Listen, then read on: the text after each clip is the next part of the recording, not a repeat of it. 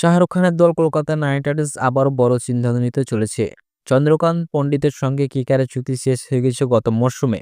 তারপর থেকে জল্পনা কে হবে নাইটদের নতুন প্রধান কোচ, ইয়ান মর্গান না ট্রেভি বিলিভ।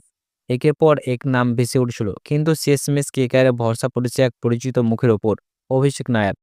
ভারতীয় দলের প্রাক্তন সহকারী কোচ রোহিত শর্মা আর কে রাহুলের ব্যক্তিগত ব্যাটিং ও কোচ ছিলেন তিনি। আর কেকারের ড্রেসিং রুমে তিনি তো অনেকদিন ধরে আছেন।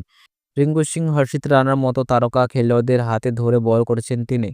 একটি সর্বভারতীয় সংবাদ মাধ্যমে জানিয়েছেন কেকেআর এক কর্তা ইতিমধ্যে নায়ারকে প্রস্তাব দিয়েছেন প্রধান কোচের দায়িত্ব নেওয়ায়। সবকিছু ঠিকঠাক থাকলে আগামী কয়েকদিনের মধ্যে অভিষেক নায়ারকে নতুন প্রধান কোচ হিসাবে ঘোষণা করবে কেকেআর কর্তৃপক্ষ।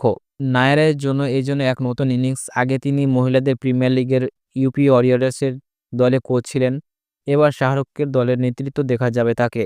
নায়ার এলে কি ফিরবে কেকেআরের পুরনো গৌরব? 2026 আইপিএল আবার কি করবো লড়বো জিতবো ইডেন গর্জে উঠবে?